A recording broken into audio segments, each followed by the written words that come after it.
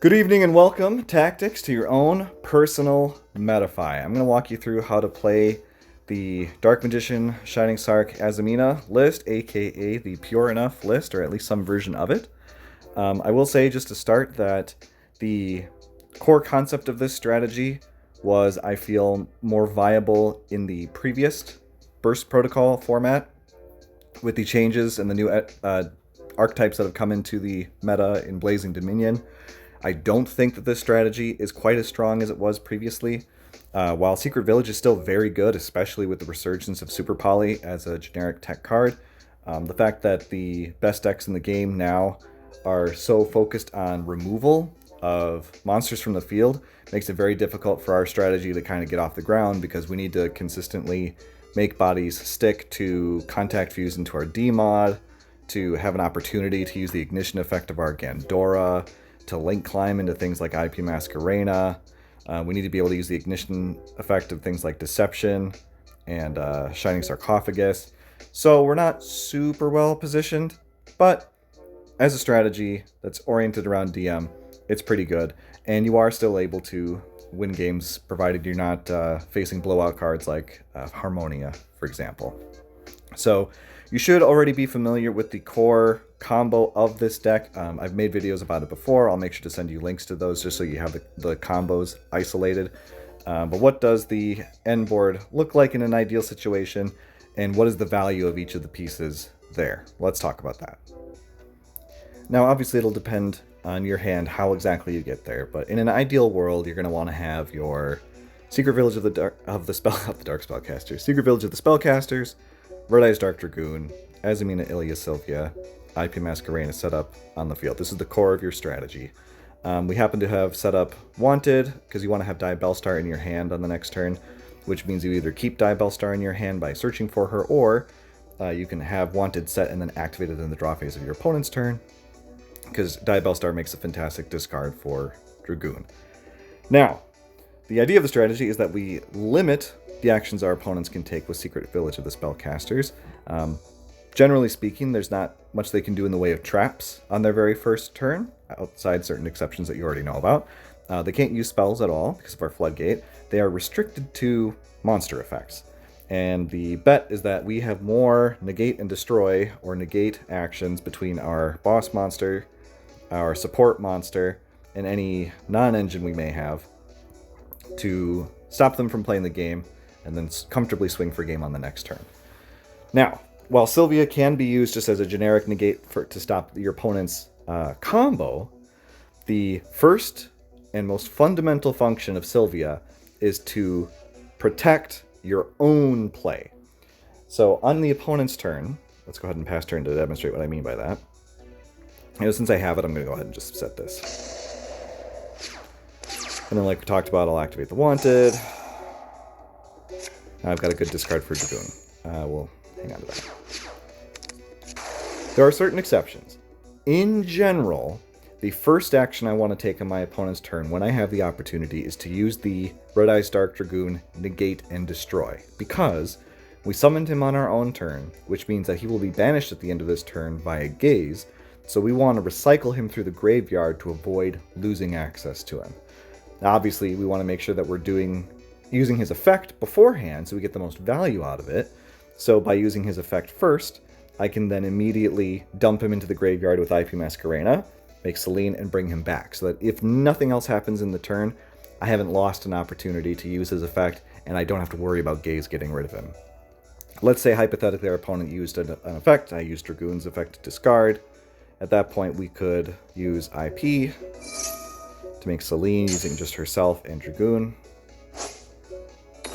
Okay, and this is the role of Sylvia.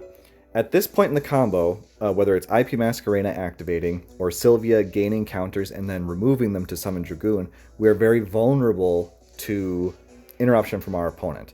A Ghost Ogre on IP Masquerena can be turn-ending, potentially, because it means not only have we lost out on a second Omni Negate with our Dragoon, but our Dragoon is going to disappear too, and we have no way of getting him back once he's banished.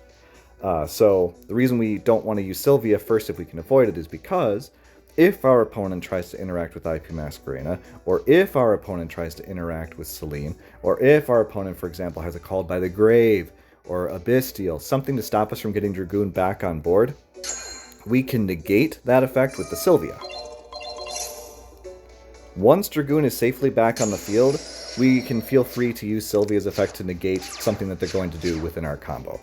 So its first function is to protect our own combo, and once it's done that job, then we can use it for something else the opponent is going to do. Now, I mentioned that there are exceptions to that. Things that you need to be concerned about are Super Poly, this format, and Forbidden Droplet, both very popular breakers right now. If you have Secret Village of the Spellcasters up, that's less of a concern, unless your opponent summons a Spellcaster.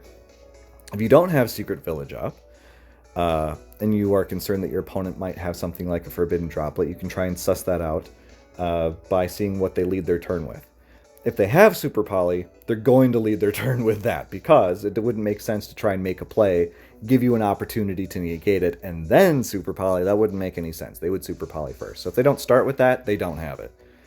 If you are worried that they might have Forbidden Droplet, we can be punished if they, for example, go Sky Striker Engage, and we use Dragoon to negate and destroy the Engage because Blanco told you to do Dragoon first. They can chain Forbidden Droplet, send the Engage to the graveyard, now they get to negate your Dragoon. No good, right? Those kind of plays are telegraphed in a bit because they don't want to throw away important unused combo pieces for Forbidden Droplet because it doesn't do any good to negate our monsters if they threw away their ability to play the game. What they want to do is use their things like their normal spells and disposable monsters to get their primary value by activating and then secondary value as sends for Droplet. So if my opponent starts his turn with a normal spell, which doesn't have to stay on the field to resolve, or a monster that doesn't have to stay on the field for whatever reason, that might be telegraphing, hey, a Droplet's coming, so I may not want to use Dragoon's effect if I can avoid it. If I have a hand trap that would do the job instead of starting with Dragoon, I would probably use the hand trap. Another way that you can play around Droplet is through Sylvia, because it jumps off the field into the graveyard for cost to activate, so it can never be Dropleted in that position. But then the risk we're taking is that when we try to make our IP play later, Sylvia won't be around to protect it. So this is a hand-by-hand, matchup-by-matchup thing that you have to think about, but those are some considerations that you might have. My opponent leads with Branded Fusion, for instance. If I have Ash in hand, I'll probably use the Ash Blossom and hold the Dragoon.